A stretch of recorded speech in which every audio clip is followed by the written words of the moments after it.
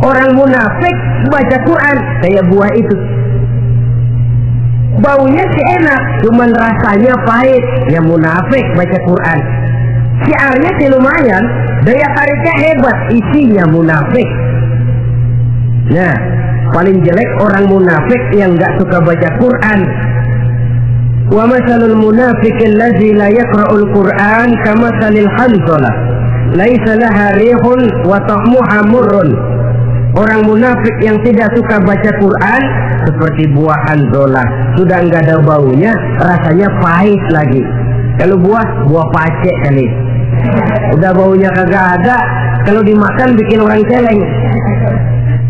Saudara-saudara kaum muslimin rahimakumullah, tanamkan kegemaran membaca Al-Quran, karena membaca Al-Quran merupakan ibadah yang besar. Bahkan kata Nabi, afdalu ibadati abdi qiraatul Quran.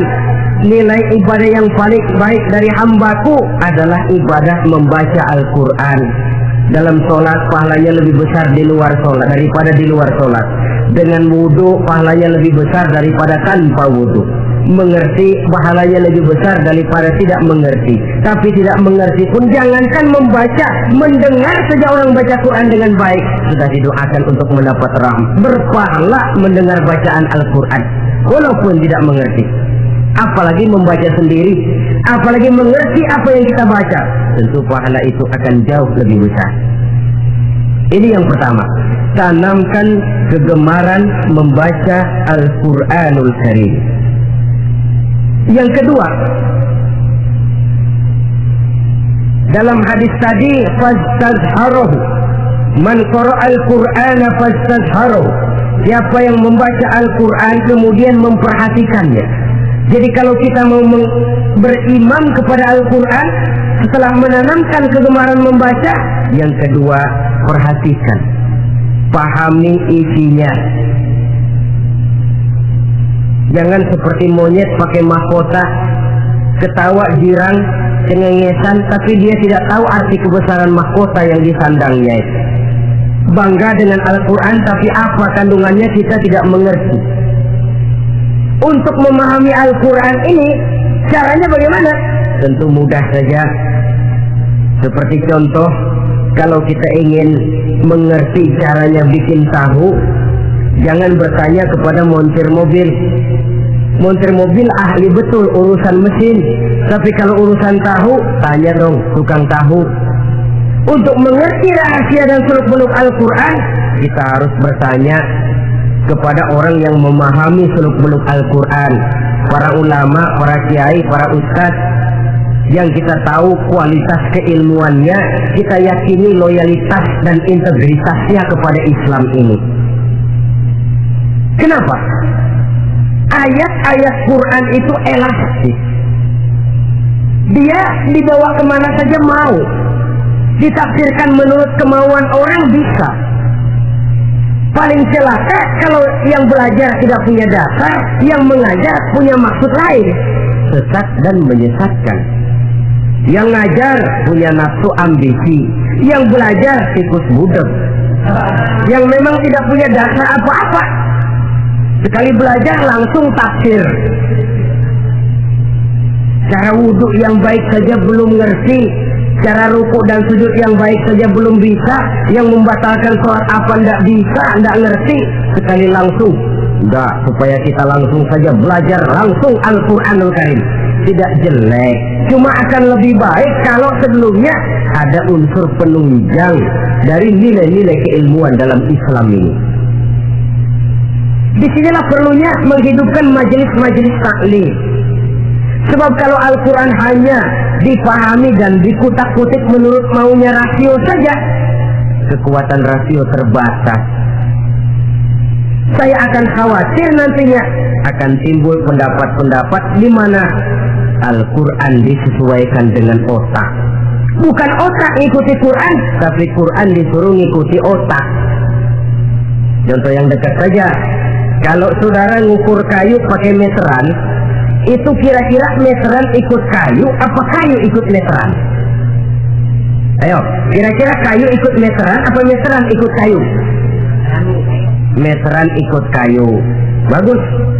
Kalau meteran ikut kayu, artinya nggak ada meteran bener di dunia ini. Kayunya kependekan, meterannya dipotong. Dan begitu loh, meteran ikut kayu namanya. Bukan meteran ikut kayu, tapi kayu yang harus ikut meteran. Otak harus ikut wahyu. Jangan wahyu disuruh ikut otak. Manusia ikut Quran, jangan Quran disuruh ikut manusia. Dan kaum orientalis, ya, orang barat di luar Islam yang mendalami, mempelajari Islam dengan tujuan mencari kelemahan Islam untuk menghantam umat Islam, itu sengaja mencari ayat-ayat yang mereka kumpulkan untuk menghantam umat Islam, supaya mereka meragukan Qurannya untuk kemudian pada suatu saat meninggalkan Quran sama sekali. Timbullah pendapat ada ayat Quran yang sudah tidak sesuai lagi katanya dengan situasi dan kondisi. Seolah-olah otak manusia sudah jauh lebih pintar daripada Al-Quranul Karim. Saudara-saudara kaum muslimin rahimakumullah, inilah yang kita berlindung dari Allah. Sebab secara demikian, dengan kata lain, kita secara tidak sadar sudah mengurangi kemahamutlakan dan kesempurnaan dari Allah Subhanahu wa ta'ala. Untuk memahami Al-Quran, maka kita harus bertanya kepada ahlinya, mengaji, menghidupkan majelis-majelis taklim. Jangan sampai Al-Quran menjadi awam di tengah masyarakat Islam sendiri. Ini jalan yang kedua, memahami isinya. Sehingga dengan demikian, manakala Al-Quran dibacakan orang, pemikiran kita tidak lagi terpusat kepada kemerduan suara orang yang membaca, tapi tertuju kepada isi yang dikandungnya. Sehingga dalam kondisi semacam itu, boleh jadi tiap kali dibacakan Al-Quran, nilai iman makin tambah. Kita dengar orang baca, Alam taro kaifa fa'ala rabbuka bi ashabil fil. Terbayang oleh kita bagaimana Raja Abrahat dengan pasukannya mau menghancurkan Ka'bah. Bagi Allah cukup menurunkan burung ababil, hancur lebur Abrahat, raja besar dengan seluruh pasukan gajahnya, berantakan dibuatnya cuma dengan burung ababil. Allah maha besar, Allah maha kuasa. Tambah iman. Kalau tidak, ya seperti yang banyak terjadi. Quran menceritakan azab, kita malah kesenangan. Walakum azabun alim, kamu akan mendapat azab yang pedih. Kita teriak di pojokan, toyib, toyib. Allah, alhamdulillah. Digambarkan azab malah baik-baik. Bahwa kita suka, kita gemar kepada bacaan Quran dengan suara yang merdu, alhamdulillah. Akan lebih baik lagi kalau kita mengerti apa yang dibacanya. Sebab perintah membaca tersirat makna perintah untuk memahami. Perintah memahami tersirat makna untuk mengamalkan. Dengan kata lain, kita hanya bisa mengamalkan Quran dengan baik kalau kita mengerti isinya. Kita hanya bisa mengerti isinya kalau kita rajin membacanya. Baik membaca yang tersirat, baik membaca yang tersurat dengan petunjuk para alim ulama, para kiai, dan orang-orang yang ahli di bidang itu. Saudara-saudara kaum muslimin rahimakumullah, inilah jalan kedua. Upayakan memahami isinya. Hidupkan kajian-kajian agama, hidupkan majelis-majelis taklim. Jangan sampai Al-Quran asing di hati kita sendiri. Jangan sampai kita awam terhadap makna kandungan dan ajaran Al-Quran, sementara kita yakini bahwa dialah yang akan bisa membimbing kita menuju kebahagiaan sejak dari dunia sampai ke akhirat nanti.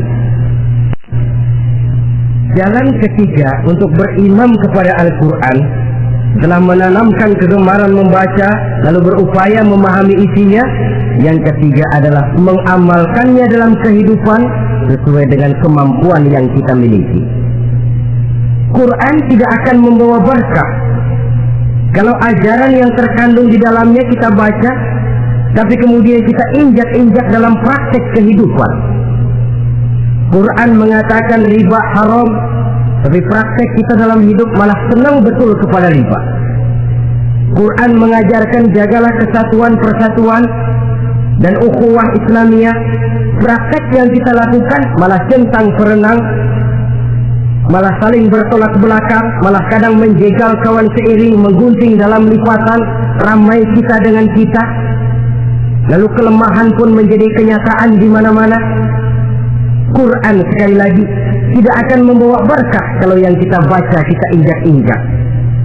Tentang pengamalan Al-Quran ini, Allah Subhanahu wa ta'ala mengklasifikasi manusia dalam firman-Nya, "Tsumma awrasna al-kitaba allazina istafaina min ibadina." Kemudian kami wariskan Al-Quran ini kepada hamba-hamba kami yang kami pilih. Ya Allah, coba saja kita lihat ayat ini. Quran kitab pilihan diberikan kepada umat pilihan, yaitu kita-kita ini. Lalu bagaimana umat pilihan ini setelah menerima Al-Quran? Terbagi dalam 3 kelompok besar. Pertama, kata Allah, "Faminhum zalimun li nafsihi." Di antara mereka ada yang setelah menerima Al-Quran kemudian zalim kepada dirinya sendiri. Artinya hanya mulutnya saja yang menerima Al-Quran, tapi perbuatannya menginjak-injak Al-Quran. Orang semacam ini tidak zalim kepada Allah, tidak zalim kepada Rasulullah, tetapi orang semacam ini zalim kepada dirinya sendiri. Dia terima Quran dengan mulutnya, tapi dia injak-injak Quran dengan perbuatannya. Na'udzubillah summa na'udzubillah. Kelompok yang kedua, faminhum muqtasid. Di antara mereka ada yang setelah menerima Al-Quran lalu muqtasid. Muqtasid ini 50-50, ngambil jalan tengah. Ajaran Quran dipakai, ajaran setan dikerjain. Artinya juga perintah Quran oke, larangan Quran ho-oh. Saudara-saudara, malaikat bingung bagaimana monternya nih anak ini. Perintah Quran dikerjain, larangan Quran juga dikerjain. Ini muqtasid.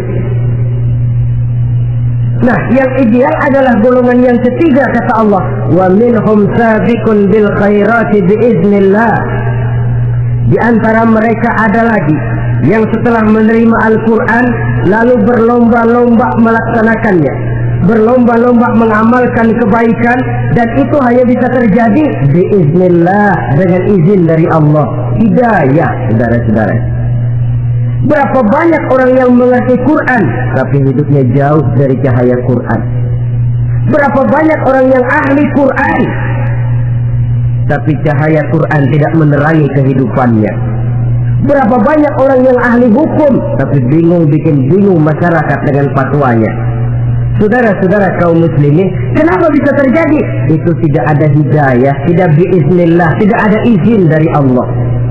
Maka bisa membaca Quran, alhamdulillah. Bisa memahaminya, kita bersyukur kehadiran Allah. Lebih penting dari itu, kita mohon hidayah agar bisa mengamalkannya sesuai dengan kemampuan kita. Saudara-saudara kaum muslimin rahimakumullah, mana yang lebih banyak di zaman kita sekarang ini? Kita bisa analisa. Ada yang menerima Quran hanya dengan mulutnya saja. Kalau ditanya, Tuhanmu siapa? Allah. Kiblatmu mana? Ka'bah. Saudaramu siapa? Umat Islam. Kitab sucimu apa? Quran. Kamu bisa baca? Enggak. Ya, kalau cuma tidak bisa baca, barangkali kadang-kadang Quran saja pun tidak punya. Ini yang ironi, ini yang menyedihkan. Saudara-saudara kaum muslimin rahimakumullah, tanpa melaksanakan konsepsi Al-Quran di dalam kehidupan, maka kesenangan kita membacanya, pengertian kita tentang Al-Quran barangkali tidak akan bisa berbuat terlalu banyak di dalam kehidupan.